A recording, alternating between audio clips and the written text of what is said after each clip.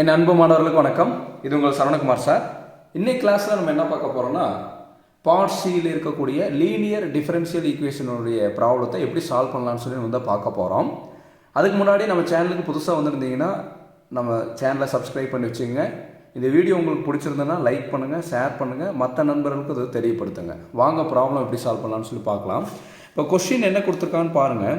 dy by dx plus y cot x equal to e power x cosine x கொடுத்துருக்காங்க. First ஸ்டெப்பில் நம்ம என்னென்னா கொடுத்தக்கூடிய given அப்படி எழுதிக்கலாம். சால்வ்னு கொடுத்துட்டாங்கன்னா நம்ம 3 ஸ்டெப் போடணும். அதாவது என்னென்னா ஃபஸ்ட் ஸ்டெப்பில் அதனுடைய ஃபார்ம் எழுதி p வேல்யூ q கண்டுபிடிக்கணும்.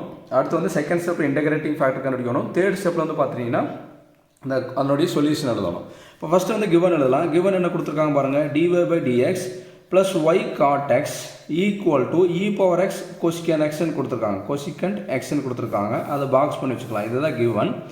இதனுடைய ஃபார்ம் நம்மளுக்கு எப்படி இருக்கும்? இது என்ன ஃபார்மில் இருக்குன்னா, கொடுத்துக்கூடிய given dy by dx plus py equal to qங்கிற ஃபார்மில் இருக்குது. புரியுதுங்களா? அப்போ நம்மளுக்கு என்னென்னா, இந்த கொஸ்டினை கொடுத்தோன்னே பார்த்தீங்கன்னா இங்கே dy by dx மட்டும் இருக்கணும். இப்போ dy by dx மட்டும் இருந்ததுன்னா நம்ம டைரெக்டாக என்னென்னா இந்த ஃபார்ம் எழுதிடலாம். dy by dxக்கு முன்னாடி ஏதாவது இருந்ததுன்னா அதால் டிவைட் பண்ணிவிட்டு இந்த ஃபார்முக்கு மாற்றிட்டு தான் பண்ணணும். ஆனால் நம்மளுக்கு கொடுத்தக்கூடிய கிவன் ப்ராப்ளம் அந்த ஃபார்மில் இருக்கிறனால நம்ம டைரெக்டாக எழுதிட்டோம். இந்த ரெண்டையும் பார்த்தீங்கன்னா கம்பேர் பண்ணி பாருங்களேன். இங்கே என்னென்னா இங்கே dy by dx இருக்குது, dy by dx இருக்குது, கரெக்டாக இருக்குது, ஓகே.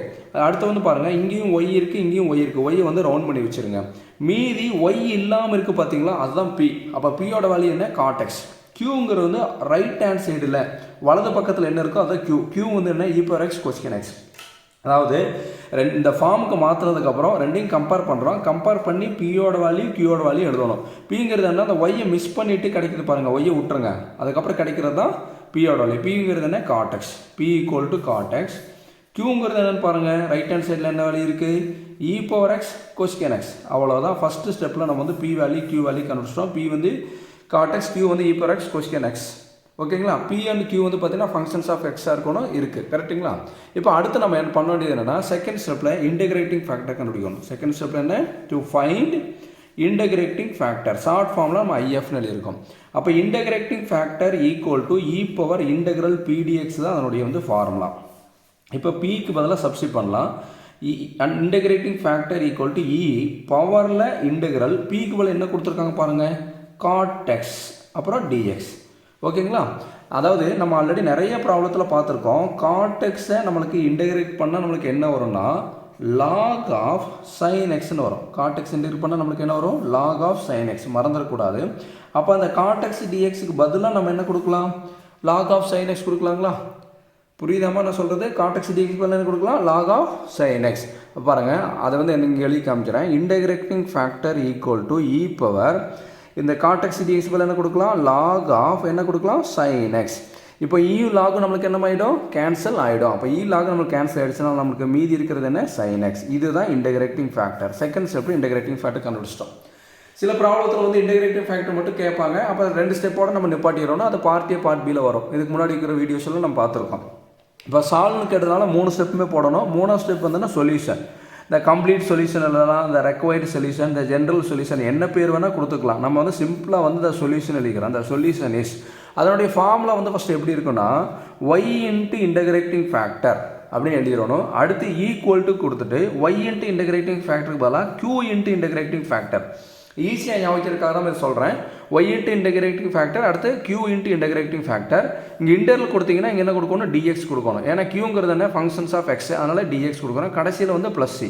இதுதான் ஃபார்முலா. நான் எப்படி எழுதி காமிச்சோன்னா அந்த ஆர்டரில் நீங்கள் ஞாபகம் வச்சுங்க.